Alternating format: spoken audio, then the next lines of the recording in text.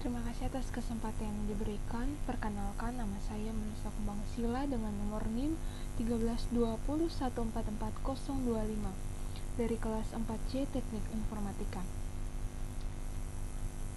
Di saat ini saya akan membahas 4 materi.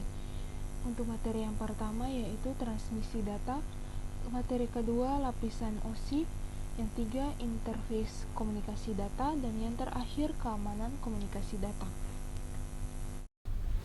Untuk materi yang pertama tentang transmisi data. Pengertian transmisi data adalah transmisi sebuah proses pengirim atau penyebaran data dari pengirim atau transmitter ke penerima atau receiver. Transmisi data terjadi di antara transmitter dan juga receiver melalui beberapa media transmisi. Terdapat dua media transmisi. Yang pertama transmisi terkendali, yang kedua tidak terkendali. Untuk media terkendali adalah media yang menyalurkan gelombang transmisi melalui jalur fisik. Contoh dari media terkendali adalah kabel twister pair, kabel koaksial, atau kabel fiber. Sementara untuk media tidak terkendali atau biasanya disebut dengan media nirkabel adalah media yang tidak menyediakan perantara untuk menyalurkan gelombang elektromagnetik. Contoh dari media tidak terkendali adalah Wi-Fi, propagenis melalui udara atau propagenis melalui ruang vakum. Sementara berdasarkan aliran datanya terdapat 3 macam transmisi. Yang pertama transmisi simplex, di mana transmisi ini yang mengirim sinyal hanya satu arah, satu pemancar dapat diterima oleh beberapa penerima data. Tujuan transmisi data.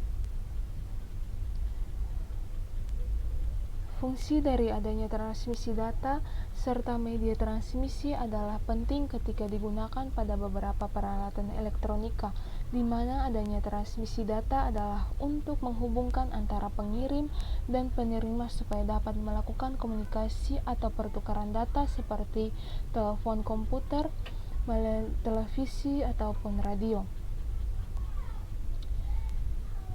Transmisi data dapat dibedakan menjadi dua macam, yaitu transmisi serial dan transmisi paralel. Transmisi serial adalah transmisi data di mana dalam suatu satuan waktu hanya satu bit yang disalurkan. Dengan demikian, data yang terdiri atas banyak bit dikirim secara berurutan satu persatu. Setiap komputer dilengkapi dengan saluran serial atau serial port, yaitu saluran yang biasa menerima atau mengirim data secara serial. Transmisi paralel. Transmisi paralel adalah transmisi data di mana dalam satu satuan waktu beberapa bit biasanya disalurkan bersamaan. Pada komputer tersedia juga saluran paralel atau parallel port. Misalnya saluran yang dihubungkan dengan printer ketika akan mencetak data. Konfigurasi jalur komunikasi. Konfigurasi jalur komunikasi adalah cara menghubungkan perangkat-perangkat yang akan melakukan komunikasi. Titik ke titik atau poin ke poin. Titik ke titik atau poin ke poin menghubungkan secara khusus dua piranti yang hendak berkomunikasi. Konfigurasi ini hanya ditemukan pada transmisi paralel. Misalnya komunikasi antara dua komputer secara paralel untuk melakukan penyalinan file-file data. Walaupun transmisi serial dimungkinkan pula apabila jarak antara dua piranti jauh. Multititik atau multipoint. Multititik atau multipoint menyatakan hubungan yang memungkinkan sebuah jalur digunakan oleh banyak piranti yang berkomunikasi. Sebagai contoh adalah konfigurasi pada jaringan bertopologi bus, di mana satu saluran data atau backbone terhubung ke beberapa komputer. Arah transmisi. Yang pertama simplex. Simplex menyatakan komunikasi antara dua piranti hanya dilakukan satu arah saja, dari sumber atau pengirim ke tujuan atau penerima. Sebagai contoh, komunikasi antara pemancar TV dengan pesawat TV, komunikasi antara amplifier ke speaker, komunikasi antara perangkat barcode ke komputer.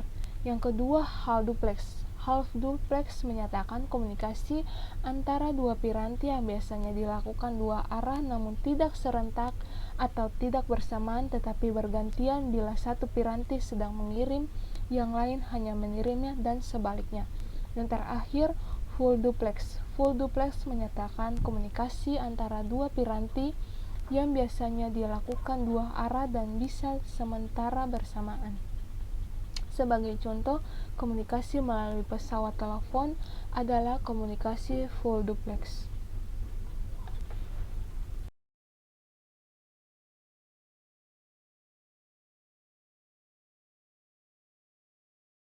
Untuk materi yang kedua, lapisan OSI atau Open System Interconnection.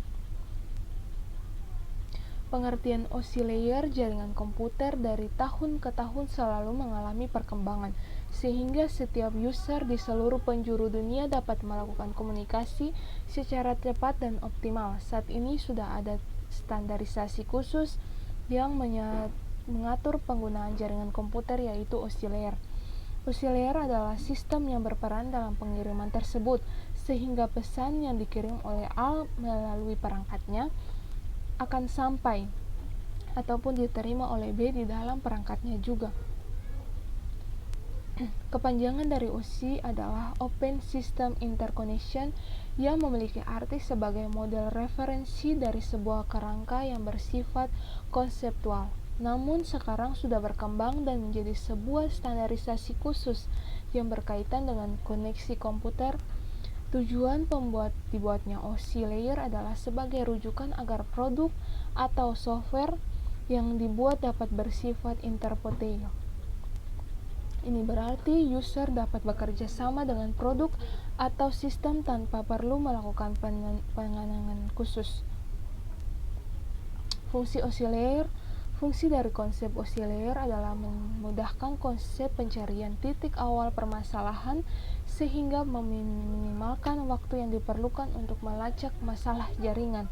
Dengan begitu, masalah jaringan bisa diatasi dengan lebih mudah. Cara kerja OSI layer. Berikut sedikit penjelasan mengenai cara kerja OSI layer.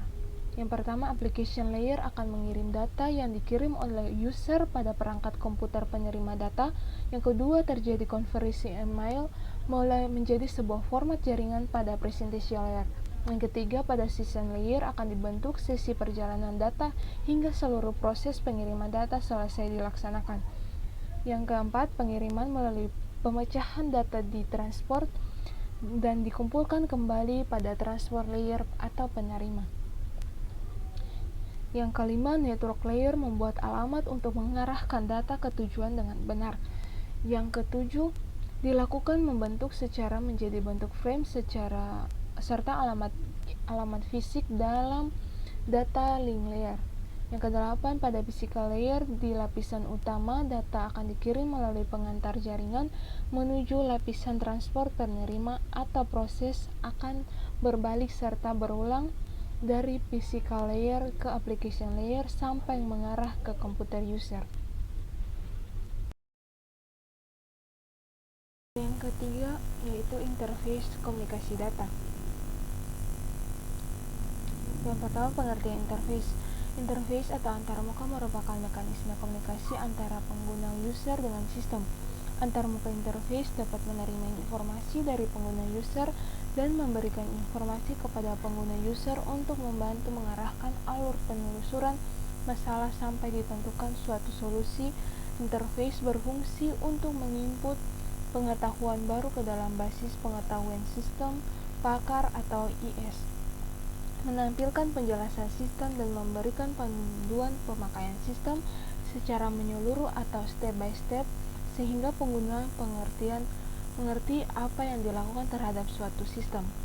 Yang terpenting adalah memudahkan dalam memakai atau menjalankan sistem interaktif kuantitatif, sedangkan kesulitan di dalam mengembangkan atau membangun suatu program jangan terlalu diperhatikan.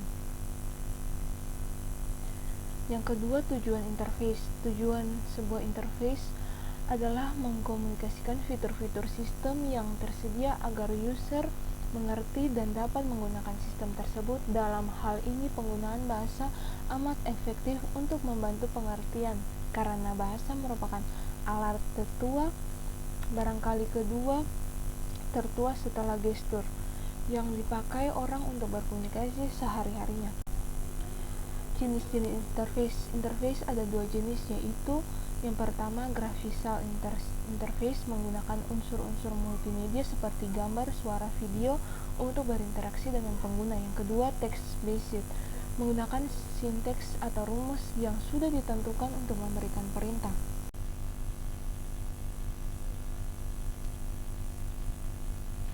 Untuk materi yang terakhir, yaitu pentingnya keamanan data. Apa itu data security? Data security adalah praktik melindungi informasi digital dari akses tidak sah, korupsi, atau pencurian di seluruh siklus hidupnya. Ini adalah konsep yang mencakup setiap aspek keamanan informasi, dari keamanan fisik perangkat keras dan perangkat penyimpanan, hingga kontrol administratif dan akses.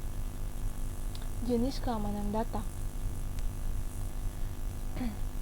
Yang pertama, enkripsi adalah sebuah proses yang melakukan perubahan sebuah kode dari yang biasanya dimengerti menjadi sebuah kode yang tidak bisa dimengerti atau tidak terbaca.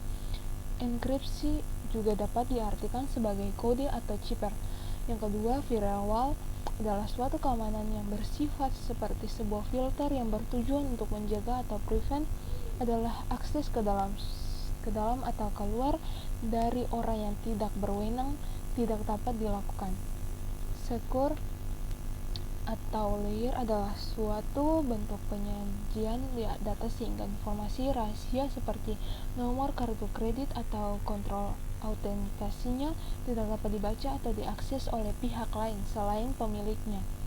Yang keempat, kriptografi adalah seni menyajikan data tidak harus berarti menyembunyikan, meskipun kebanyakan algoritma yang dikembangkan di dunia kriptografi berhubungan dengan menyembunyikan data.